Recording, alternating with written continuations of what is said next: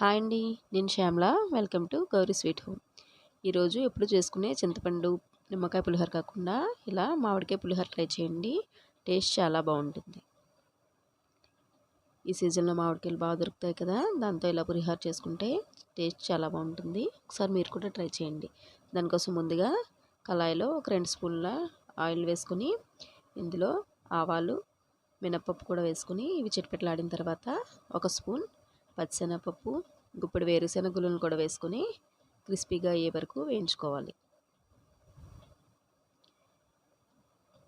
ఇవి కొద్దిగా కలర్ మారిన తర్వాత ఇందులో కొద్దిగా కరివేపాకు, 2 పచ్చిమిరపకాయ చిలుకలు, ఒక ఎండుమిరపకాయ కూడా వేసుకొని బాగా వేగనివ్వాలి. ఇందులో బాగా పుల్లగా ఉన్న మామిడికాయని ఒక అరకప్పు వరకు తురిమి వేసుకోవాలి.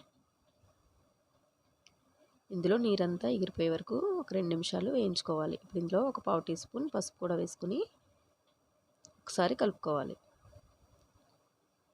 ఇలా పసుపు అంతా బాగా కలిసిన తర్వాత ఇందులో మీ రుచికి తగిన సాల్ట్ కూడా వేసుకొని మరొకసారి కలుపుకోవాలి. ఇందులో 1 కప్పు రైస్ కూడా వేసుకొని మామిడికాయ మిశ్రమం ఈ రైస్కి బాగా కలిసే వరకు కలుపుకోవాలి. అంతే, ఎంతో టేస్టీగా ఉండే మామిడికాయ పులిహోర తయారవుతుంది. ఇది మీరు కూడా ట్రై చేసి ఎలా ఉందో కామెంట్ బాక్స్లో కామెంట్ చేయండి. నా వీడియోస్ని ఫస్ట్ టైం కనుక చూస్తే ప్లీజ్ లైక్ చేసి మీ ఫ్రెండ్స్ అండ్ ఫ్యామిలీకి షేర్ చేసి సబ్స్క్రైబ్ చేసుకోండి. Thanks for watching.